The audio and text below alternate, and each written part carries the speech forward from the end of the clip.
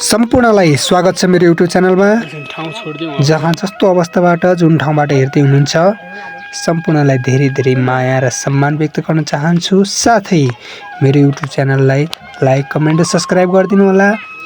आज म देखाउन गइरहेको छु ड्रोन उडेको सबै कुराहरू उहाँ दाइले चाहिँ फिड गर्दै हुनुहुन्छ। आज 81 यो मन्त्रीहरूले निरीक्षण गर्न पठाएको र यो ठाउँको अवस्थाको भूगोलहरूमा पनि यातायातलाई धेरै जोड दिएर यहाँ चाहिँ ड्रोनको क्यामेराले क्याप्चर गर्ने कुराहरू भएको रहेछ। उताबाट विनियोजन भएर कार्यक्रम आएको रहेछ र आज त्यही कार्यक्रमलाई सफल पार्दै हुनुहुन्छ। यसै मौकामा मैले भिडियो बनाएर तपाईहरुलाई पनि सूचना दिन गइरहेको छु। उहाँ चाहिँ सेटअप गर्दै हुनुहुन्छ, कुन डिरेक्सनमा कुन ठाउँमा पठाउने भनेर निर्देशन दिँदै हुनुहुन्छ।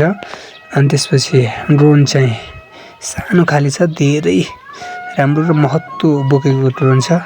उहाँ चाहिँ भिडियो बनाउँदै हुनुहुन्छ। उहाँ बाजेहरू बस्नु भएको छ। उहाँ बाजे चाहिँ धेरै उत्साहित हुनुहुन्थ्यो। अघिदेखि छिटो धपाउनु पर्यो भनेर भन्दै हुनुहुन्थ्यो। आज यो डाँडाकाँडामा चाहिँ ड्रोनलाई पुर्याउने र यो पारीको गाउँसम्म पुगाउने तय गरिएको छ। उहाँ चाहिँ दिशा कोर्दै हुनुहुन्छ कहाँसम्म के पठाउने भनेर। ड्रोन हामी चाहिँ बसेर हेरिरहेका छौँ। ड्रोन अब उड्छ होला बिस्तारै, स्टार्ट त भइसक्यो। अब जान्छ है, माथि गइरहेछ। कहाँसम्म जान्छ ओ धेरै अल्को हिँडिसक्यो त। आकाशमा आज बादल लागेर क्लियर भएको छैन। ओ यताउता खोज्दैछ। अहिले चाहिँ अब यो विचार गर्दै हुनुहुन्छ होला। अहिले चाहिँ पठाउनु हुन्न होला सायद। धेरै टाढा अब हिँड्छ, धेरै अल्प जाँदो रहेछ। ड्रोनको विशेषता ढुङ्गे युगका मानिसहरूले कस्तो जीवन बिताएर आज त ड्रोनले त यो खाना पनि ओसार गर्न मिल्छ, खाद्यहरू नास्ताहरू फेरि उही ठाउँमा आएर बसाल्नु भएको छ।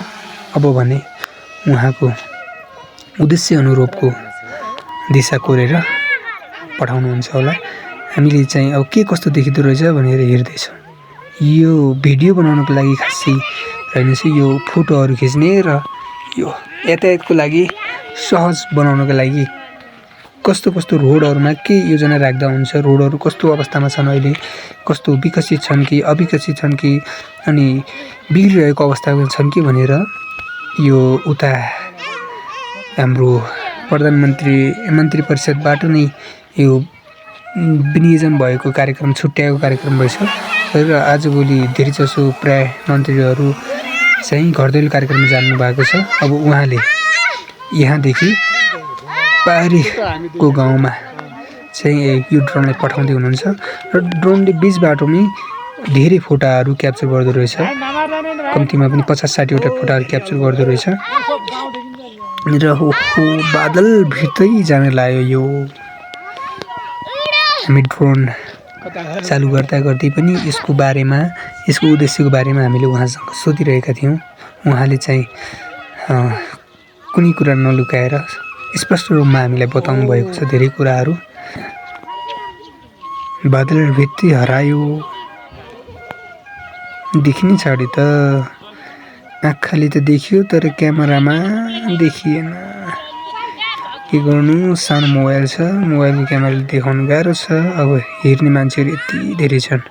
यी बच्चाहरूले पनि इसारा गर्दैछन्, ओ माथि छ माथि भनेर हिँडिरहेछन्। यो बादलले गर्दाखेरि अलिकति देख्नलाई असहज भएको छ। के बादल भित्रै गयो क्या हो, देखिन्न त। कता हरायो बादल भित्रै गयो। अझै उचाइमा गइरहेको छ।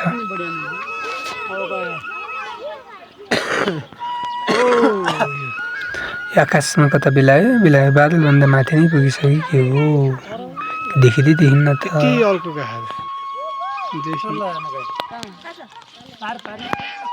यो वहाँतिर गयो के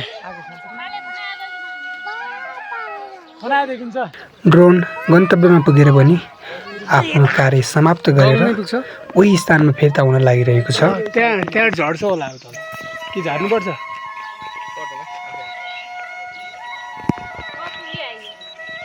खना त माइट गएर कामले गर्दा अलि पैसा बनाएर किन्नु होला अलि पैसा खना सब पुग्यो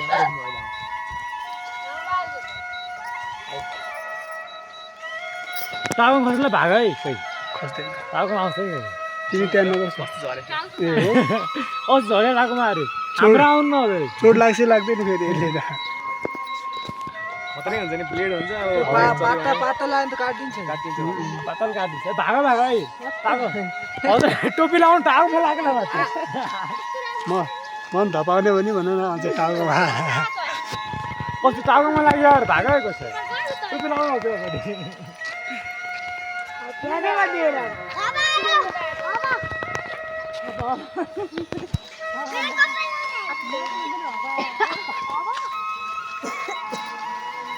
आयो आयो ल टाउकोमा छ साँच्चै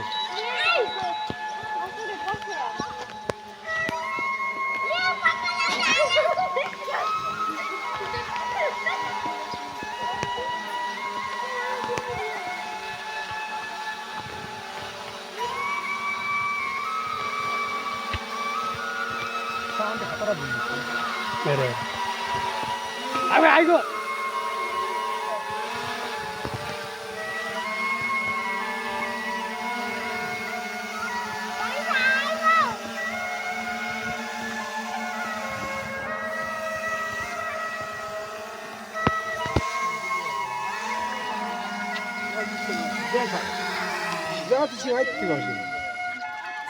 रोयो त्यो पैसा लिएर आइगयो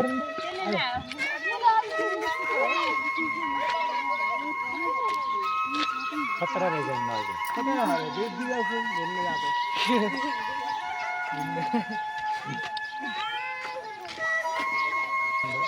यो घामले मोबाइल तताइदियो हाम्रो